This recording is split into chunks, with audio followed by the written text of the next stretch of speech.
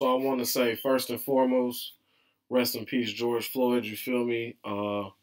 Rest in peace, Ahmaud. Everybody that lost their life to police brutality, injustice, because of the color of your skin, man. And we see right now that the streets is in an uproar, and that's justified, to feel that frustration, you know. And it's like when you try to be peaceful and you try to do stuff the right way, it's like it's not being heard because they'll murder one of us and then, a week or 2 weeks later, Trump will say some more stupid stuff and then we forgot all about that person. Or, people forget that Flint still ain't got no water and ain't no coverage about Flint and how they dealing with COVID due to not having clean water. And, it's sad, man. And, these are dangerous times. I mean, it's always been dangerous to be black, you feel me?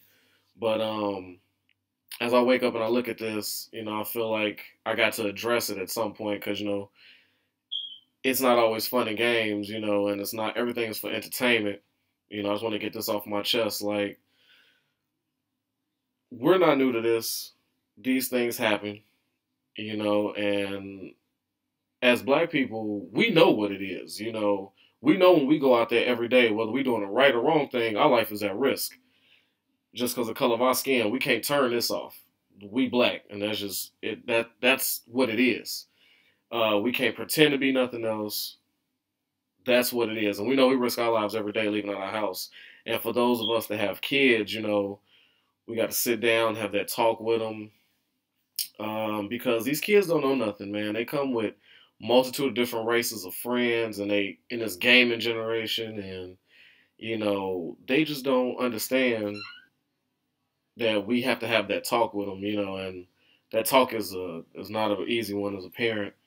But as you can see, what's going on right now, riots, and then we see all this rioting going on in all these cities, and I feel your frustration, and then we have these so-called allies out here. Some are true, some really feel it. Some of them, they friends are black. They got relationships with black people. Have have they have kids who are of color.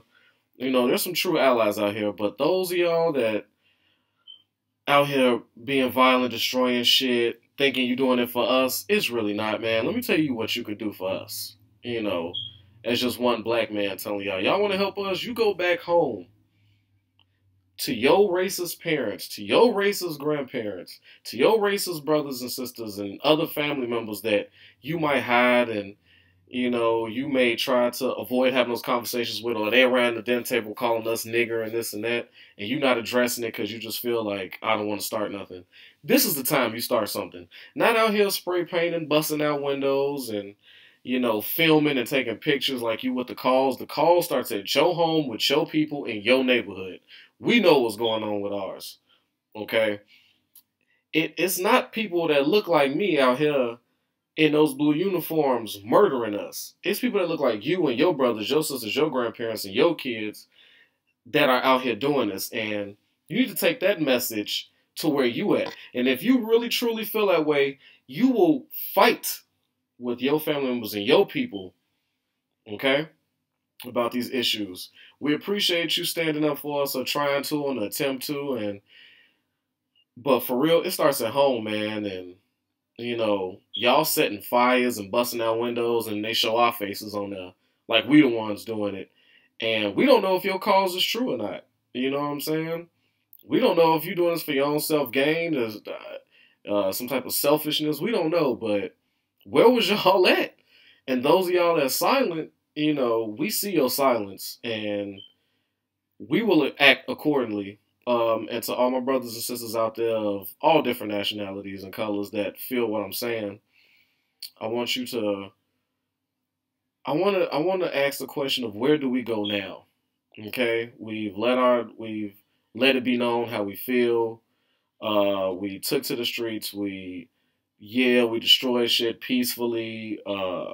Broke shit. But where do we go from now? Do we let this die out after a week or two? Now they pulling the National Guard out. I got to be careful. And we still battling this COVID. We out here angry, and I understand that. I think a lot of this got to do with the quarantine too. Y'all haven't been able to go outside. Y'all haven't been able to be around your loved ones, and it's frustrating. Then you see somebody die in front of you, and you're just fed up, and you get out there, and but we got to remember, man, especially black people, there's a disproportionate amount of us being murdered by this COVID. If you don't know what disproportionate means, it means that it's way more of us dying from this COVID virus than it is of white people or any other ethnicity outside of Latino. And we can't forget that we battling on two fronts. So we got to be careful. And to those of y'all out there in these streets doing this, you're not social distancing, you ain't even got your mask on, you're touching stuff, you're doing this, and you live with your grandparents or your parents, man, that could have underlying conditions, man. You gotta think about them too. You know, it's just sad. But I'm gonna tell you what I suggest we do.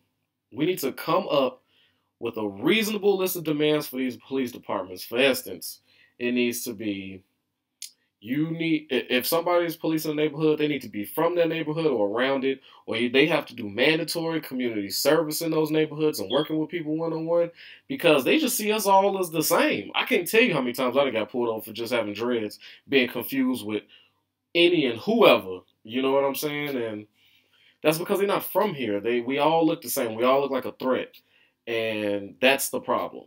You know, and they got these guns. You got guns, and you scared. You know how that go. But they need to be from or have some dealings with those neighborhoods. They can't just police willy nilly, man. They need to be from there. They need to be involved in that. Body cams, we got the body cams, but that don't seem to help. You know, those need to be turned on 24/7. We need to be allowed to film. If they've been on the streets for too long, if they've been, I don't know what it is to be a cop, but I could imagine if you see crime or you see murders all the time, and then you might see the same type of people doing it. So in your brain, we just all bad or we all potential criminals. That means you've been exposed to some bad shit for too long, and you need to sit down. You need to take to the sideline for a minute. We need to implement something like that. Like if a cop is out on the streets patrolling for like 2 years, they need to sit in the office for a year. They need to do a desk job for a year and rotate, because this can't keep happening. It's only gonna get worse before it get better, and people are fed up, man. You know, um, my city. I'm from Chicago. You see it right here. We. It's rough. You know what I'm saying? And everybody, and I understand the argument going. We shouldn't be tearing down our own neighborhoods, and we shouldn't be doing this. I mean, they shouldn't be killing us, and at the same time, we keep saying we tearing down our neighborhoods and our stores and stuff, but how many of us own those buildings or those storefronts? Do we own these gas stations? Do we own these jewelry stores? We don't own none of these Targets. And that's been the biggest issue. And going forward, we need to reevaluate. We need to rethink. We've made our message clear that we ain't taking it. Now where do we go? We gotta build that generational wealth. We gotta focus on things, man. We gotta provide opportunities for our youth, man. And if y'all going out here and protesting and doing that, I just want you to know that you got my love. Be safe, and don't be selfish, man. Don't put yourself in an unnecessary, violent position, and you know damn well you got kids or you got somebody that depend on you to come home safe. Um, them Jordans, them shoes ain't worth it, man. It's not. With that, rest in peace, George Floyd, and to all those lost their life to police brutality, man. Just love. All right, we out.